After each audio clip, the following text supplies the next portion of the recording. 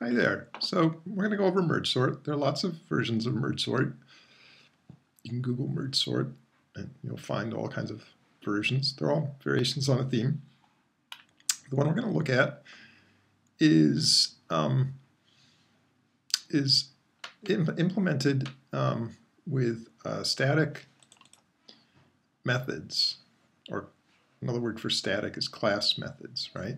So these are all methods of the class, and that means that you don't need to make an object. You don't need to make a merge sort object with a static method.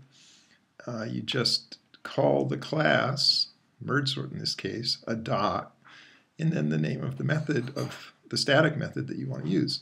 And what this gives you is a kind of sort tool that you can use whenever you want without having to make a merge sort object. So if you have a list that you want sorted, you just call capital M merge, capital S sort, dot, lowercase m merge sort, and then you pass in the list that you want sorted, and this code takes care of doing that. Okay? So there are three parts to the code. There's this sort of setup part, merge sort. There's the recursive part down here that splits the list into smaller and smaller pieces down until they get to be of size 1, and then when it has two pieces of size 1, it puts those together in the right order, and with this method call to merge, and it does this sort of, so it has two elements which it puts in the right order, and then through the recursive calls sort of going the other way, it has two orders that it puts in the right order, and then it merges those 2 and 2 into an array of size 4, and through the recursion it's done this with another group of 4, and then it merges those two sets of 4 into one of 8, and so on. Okay, so and then the merge code is fairly straightforward.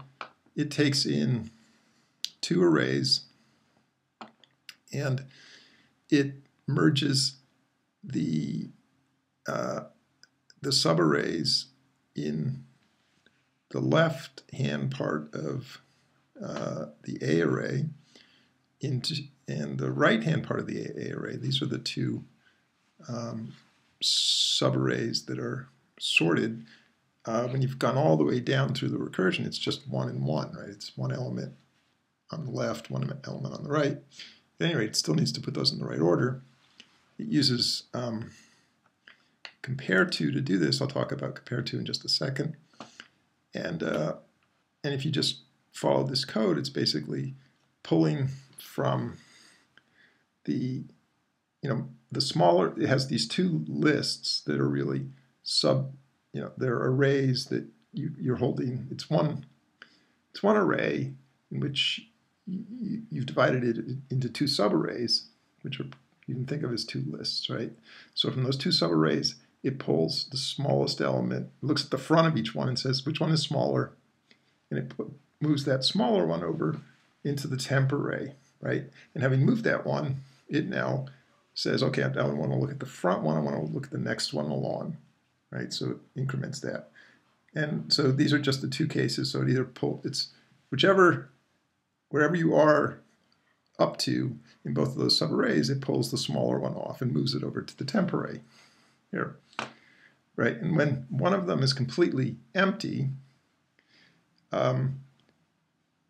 it knows that it doesn't have to keep comparing the fronts, so it just removes the remainder of the array over the remainder of the non-empty subarray over to the temp array, right? And same here, right? Depending on which side is empty. And then what it does down here is it simply copies that temp array back into the original array. So at the end of this, the A contains the elements that were passed in, but they're now sorted. The list A is now sorted. Now I went through that really quickly, and I would encourage you to go through this code slowly and make sure you understand what's going on. Okay? But it's nothing complicated, right? It's just adjusting these variables so that it's looking at the front, the current front of each list, and then pulling the smaller one and moving it over to the temp array until it's moved from those two subarrays. It's moved them all over into temp array, and then it copies them back from temp array into A, right, where they need to be for this to continue on with the rest of it. Okay, so let's just talk about compare to a bit. Compare to goes with comparable. Now, what is comparable? Well, comparable is an interface, right? And an interface is like a contract. This has to do with how Java does inheritance, right? You can only inherit from one other class, but you can implement as many interfaces as you want, right? But if your class implements an interface, it has to write all the methods that are in the contract, right? So this method has this interface has one method, compare to. So if your class implements comparable, you have to write a compare to method, a working compare to method for your class. And it turns out that all the wrapper classes for the primitives, like integer, capital INT, right? E.g. are for storing, the wrapper class for ints, and capital D double, the wrapper class for doubles, and so on. They all implement comparable. So you don't need to do anything if you want to use, if you want to store those objects in a list that holds comparable objects, which is what this merge sort requires. But let's just look at what you have to do when you write compare to. Compare to has to be written so that if the object on the left, sort of the calling object, is less than is less than the object in the parameter object, then a negative value is returned. If the object on the left is equal to the parameter object, then a 0 is returned. If the object on the left is greater than the parameter, then a positive integer is returned. Okay, so I'm going through this quickly. It might be a little confusing, but one way to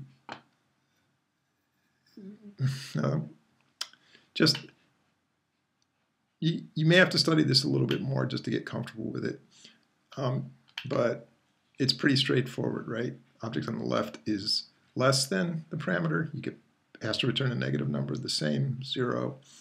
If the object on the left is greater, returns a positive integer. Okay, so where did I find this? In the Java class libraries. I simply did a search for comparable, and it tells me all about comparable, including the one method that I need to implement. So back to here. So what we know here is that this method, merge sort, is going to take in a list, an array, it tells us it's an array, that holds objects that have implemented the comparable interface. So if we pass it a list of integer objects, that's fine. If we pass it a list of double objects, it's fine. Any class that's implemented comparable is going to work here.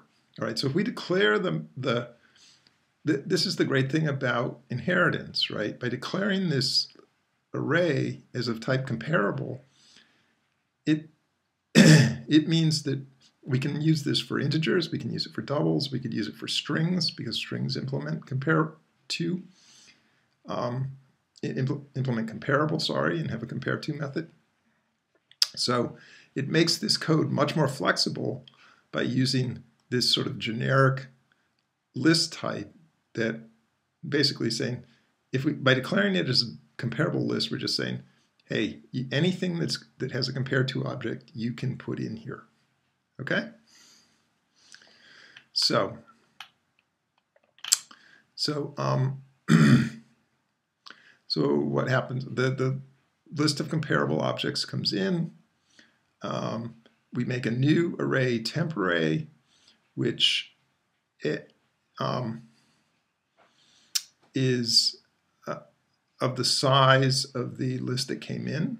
It's also of type comparable, right? So whatever A is the name of the array that's comparable array that's passed in. We're making a new temp array that's the same size. Why do you need to do this? Because the merge sort has to, as it sorts things, it has to move them into a temporary storage location, a second array, right? It's one of the problems with merge sort is that it requires this second array to merge things. It's very fast, but it requires double the storage space, unlike the n-squared sorts, which we looked at earlier in the year, which sort their elements within the array. Merge sort requires this second array that it moves stuff out into and then moves them back into the original array. That's what we were looking at down below in the merge method. Okay, so having made an array of the correct size, there's nothing in it yet, but it's the right size, we call merge sort with the original array, the empty temp array, 0, the start of the array, and the size of the array, a.length minus 1. Okay? Notice on length here, this is that weird array notation, right? Arrays are really old, so this is a non-standard method. It has no parameters, no parentheses, right? It's just a.length. Weird, but that's the way it is. Minus 1, because that's length is the number of elements, and minus 1 gives us the index position of the last element. I think that's right. Check that. I always forget what length gives us.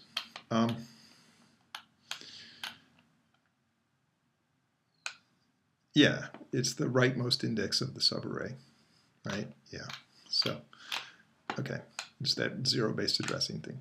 Okay, so here we go. So merge sort, it gets in the two arrays, the 0 and the rightmost index of the subarray. In this case, it's the entire array because we haven't started splitting it yet. Okay? Now, as long as left is less than right, it means that we haven't looked at everything yet. So, so what we do now is we take the left and right and divide by 2. That gives us the center index of the array, or the subarray. And now we call merge sort recursively, right? So we just call this method recursively twice. First for the left side, everything that's to the left of the center, and including the center position index, and then everything at the center position plus 1 all the way to the end of the array. Right, that's the second call. So, saying it basically splits the A in half, and does a recursive call first with the left half. That's what this line does, and then with the right half. That's what this line does. Now, as it keeps doing this, right, because then with the recursive call comes back to here and it splits it in half again and again, it eventually gets down to where left is not less than right, which means what? It means that we're down to one index position, which by definition is sorted, right? So that's done, right? So that recursive call is done. So it comes back to here, and and left and center are the same, and so that's going to be that's going to be a little subarray that needs to be merged down here with the other subarray as soon as we get it. So how do we get the other subarray? Well, with this call, right? So this keeps happening until, again, we get down to one element, and in which case left will no longer be less than right. So when we come back, and now we have that one element, right? And what do we do with those two elements? Well, we pass in A, because A contains those two elements. We pass in temp array because we're going to need a temporary array to move these things around. Left, right, is where the one of those little subelements are, and center plus 1 and right are going to be where the other half are. So, or at least the beginning, right? So let's come down here and take a look at that. So left position is the gets left here. Left is passed into left position. And what is left position? It's the leftmost index of the subarray. And what is right position? The start of the second half. So that's what center plus 1 is, start of the second half. And right is the end of the right half, rightmost index of the subarray. Okay, so when you're down to 1, these are going to be the same, right position, right end. Okay, so left end is right position minus 1. Right, so that's when you're down to 1, right position and sorry, left end is going to be the same as left position, right? Because, like, say you're dealing with the elements at the 0 position and the 1 position, right position is 1, so left end is right position minus 1, 0, 0. So left position and left end are both 0, and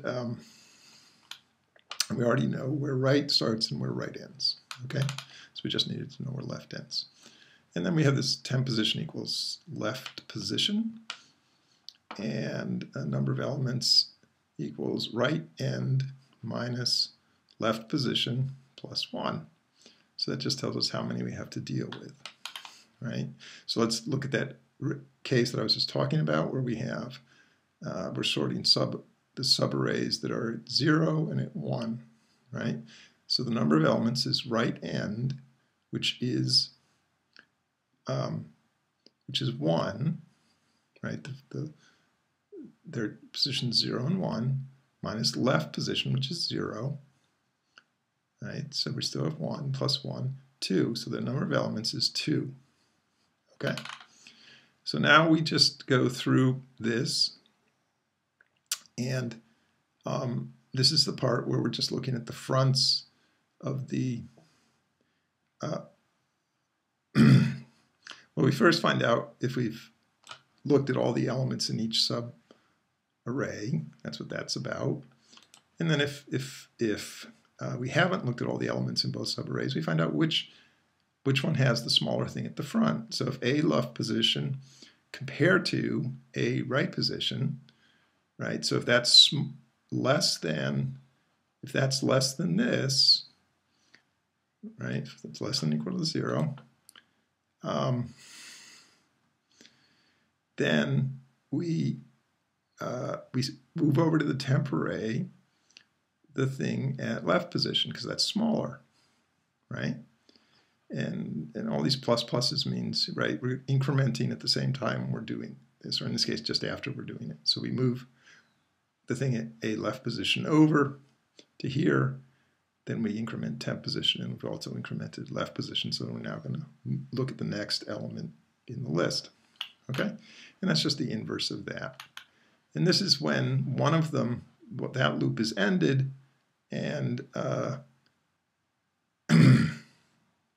and then whichever sub list is not completely moved over, it finishes moving it, either the one on the left or the right. And then we could copy everything back to the to A, from the temp array to A, and and we finished with that, with this version of the recursion, which is we've gotten to a multiple recursive calls that drive us way down to where we're dealing with just single elements. That's done, and now it comes back up a level, and it got here through this one, right? That's how, that's what took it down a level. And this one is now finished. And so that subarray of 0 and 1 is now finished. Now it has to work on the subarray at 2 and 3, which is what that one does, right? And that eventually, through the recursive call, gets down to just a single subarray of 1 at position 2 and a single subarray of 1 at position 3. Does this whole merge thing, comes back, finishes, then merges these two subarrays that are at 0 and 1. That's one subarray, 0 and 1, and another subarray at 2 and 3. And it merges those back together into a completed sorted subarray of 4 elements. And then it backs up again with the recursion and merges that with the subarray at 5, 6, 7, and 8. Okay? So you should have a sense of how this works. The best way to really get better at it is to study it carefully, or to try to write it yourself, sort of using this as a guide. But the key elements are there was this recursion that, right, you first work on the left side of the subarray, then you work on the right side of the subarray. And you keep doing this until those arrays get tiny. And down to 1, you merge those, and then those merged ones get merged with the ones that as you unwind the recursion, they get merged with the other ones that have been merged. And the end result is a very fast, though it's complicated, right? But it's a very fast way to sort